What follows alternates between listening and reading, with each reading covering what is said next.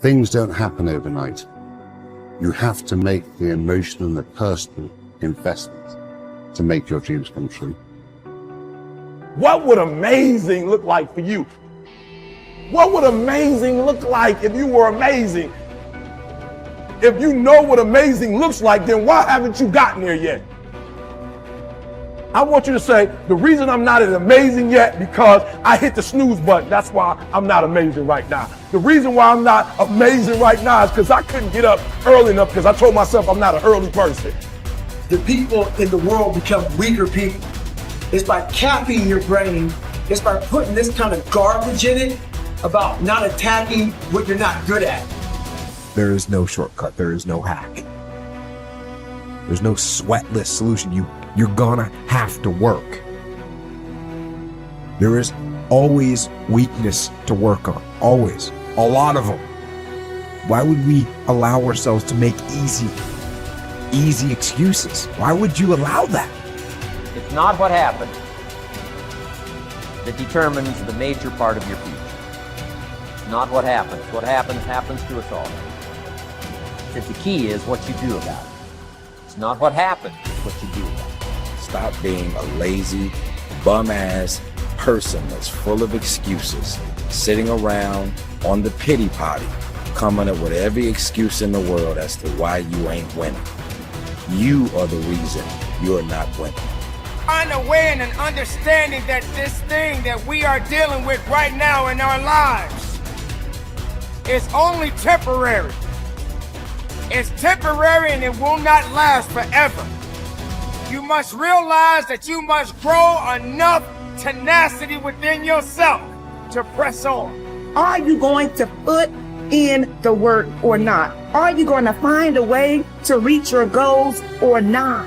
The minute you start thinking, I don't want to do this, the minute that feeling creeps in, that's the time you're having a test. The minute you feel the ache of, I'd rather do something else, I'd rather do anything else than this, that's the test. The minute you train yourself to say, this is my opportunity, is the minute you go from loser to fucking winner. And this is a skill. This is something you practice. You are amazing and you have limitless potential. So start tapping into it by not sitting on the fence. Get up, get out, and get it done, baby.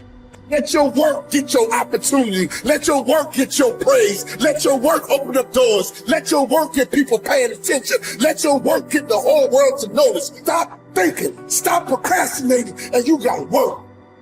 So you got to make sure that you constantly are rewriting your book. You have to constantly rewrite your book every day of your life. You know, and these aren't just words I say. This is how I have to live. Like, these are conversations I have with myself. And I say it everywhere I go.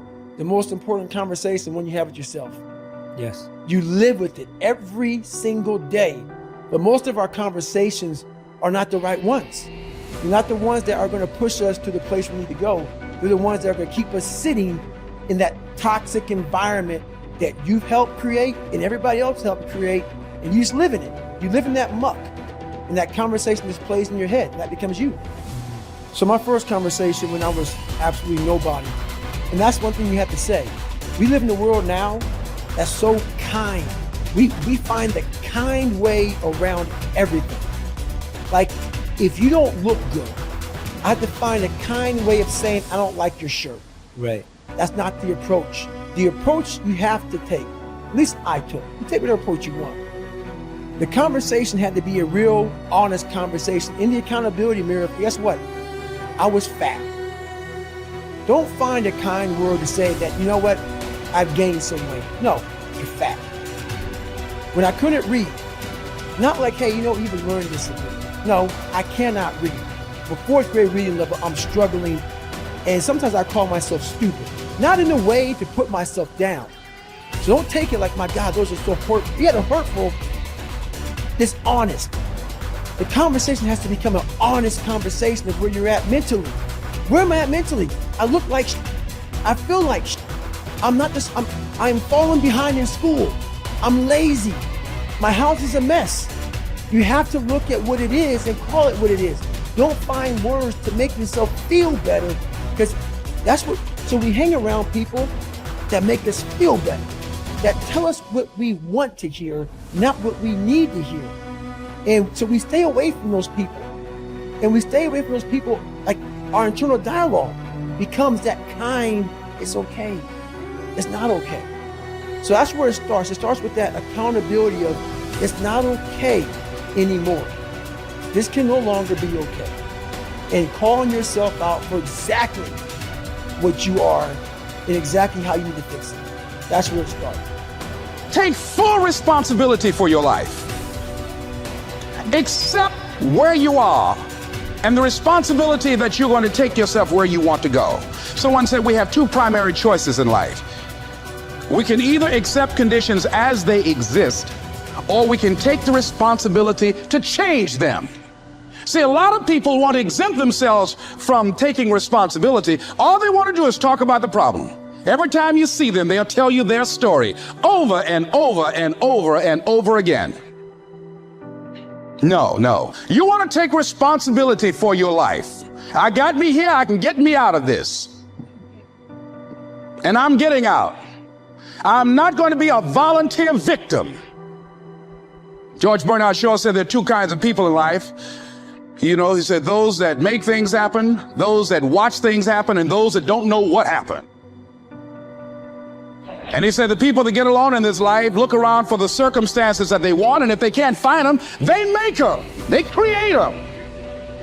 So part of beginning to get unstuck, you've got to decide that the behavior pattern that you have adopted doesn't work for you. You've got to change your strategies, and changing your strategy means reinventing your life. Recreating you, and you have the power to do that. You can decide that you're going to change, that you're not going to be a wimp. You can decide that you're going to stand up to life. You can decide that I'm going to live each day as if it were my last. You have the power to make that decision.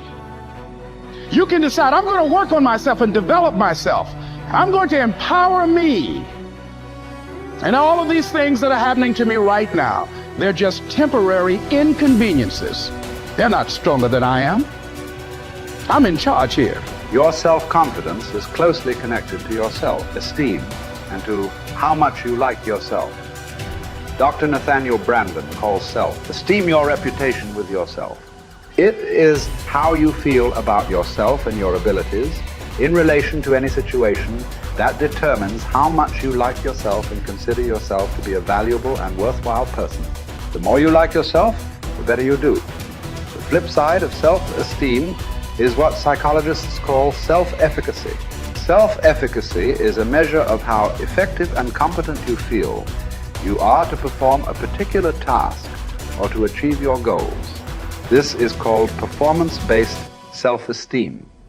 What this means is that if your self-confidence and your belief in yourself are determined by your self-esteem, or how much you like yourself is determined by how capable you feel you are in any given set of circumstances.